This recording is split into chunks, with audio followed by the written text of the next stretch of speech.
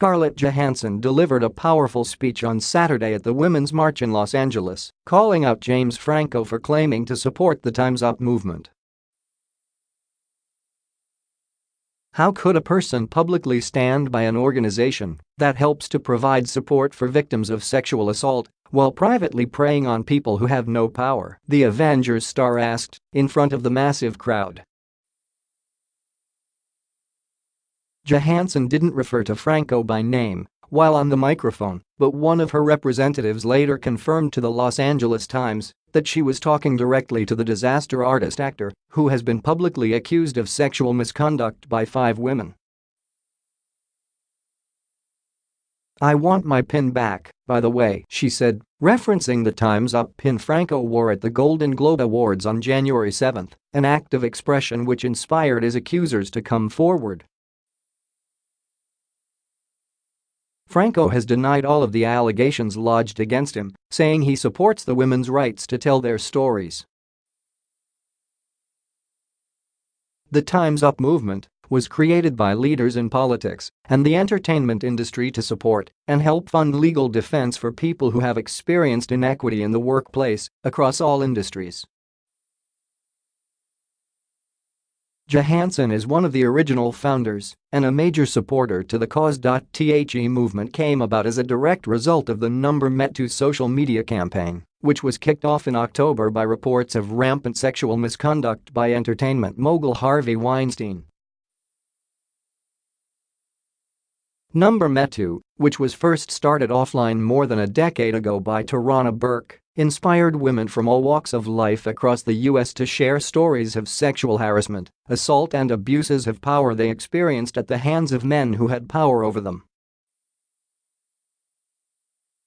A total of 5 women have accused Franco of sexual misconduct or abuse of power, sharing their stories as part of the movement, including 4 student actors he worked with at Studio 4 in Playhouse West. Through his attorney, Michael Plonsker, Franco has denied the allegations that emerged first on social media and then later came out in more detail in an article by the Los Angeles Times published on January 11.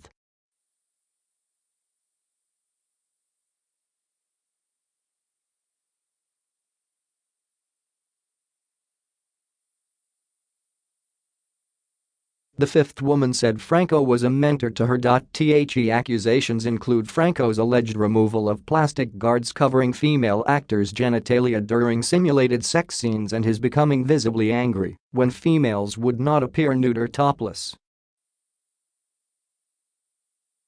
"I feel there was an abuse of power, and there was a culture of exploiting non-celebrity women, and a culture of women being replaceable," said Sarah Tyler Kaplan, one of Franco's former acting students included in the piece by The Times. Students from Studio 4 said there was a feeling that small parts would be made available only to those who would agree to appear semi-nude or nude.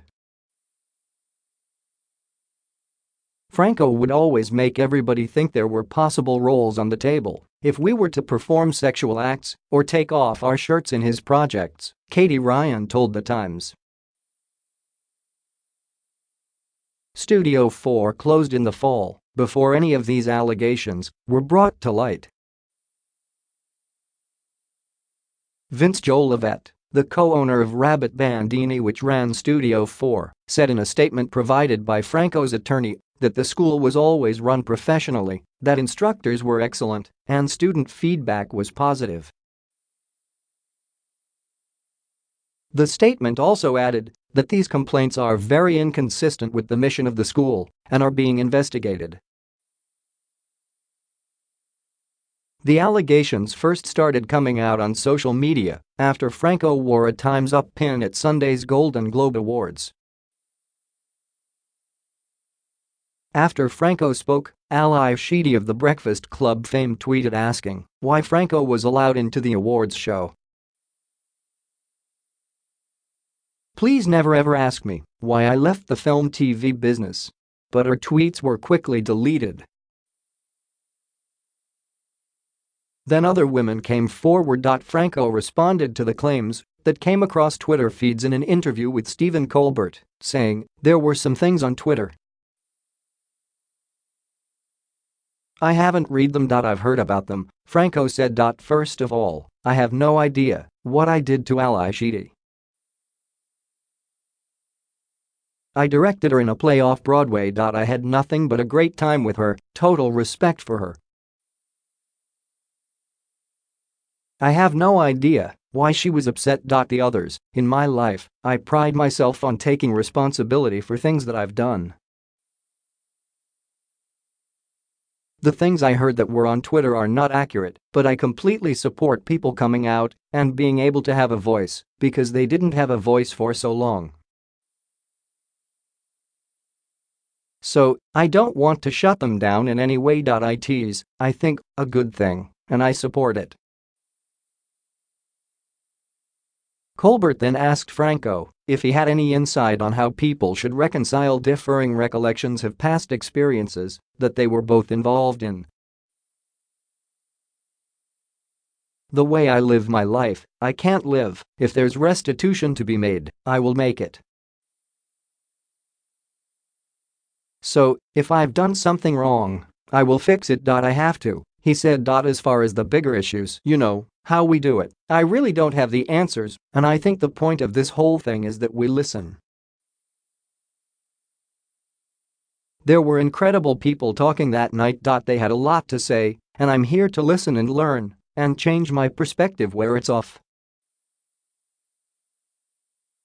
I'm completely willing, and I want to. Standing up for women like those who shared their stories about Franco has now become part of Johansson's mission as one of the signatories on the founding letter for Time's Up. It's also personal for Johansson, she shared from the podium on Saturday while producer Dina Katz held her microphone. Johansson said that as she heard more and more stories of women who had been taken advantage of and had been unheard and unseen, she started to feel not only rage but also sadness and guilt for herself.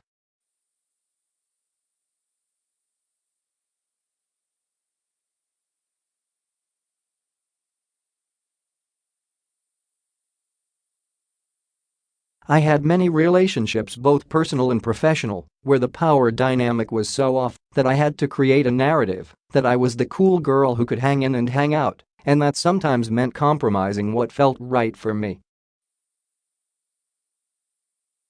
The Time's Up advocate said she has now come to her own reckoning. No more pandering, she said. No more feeling guilty about hurting someone's feelings when something doesn't feel right for me. I have made a promise to myself to be responsible to myself, that in order to trust my instincts I must first respect them,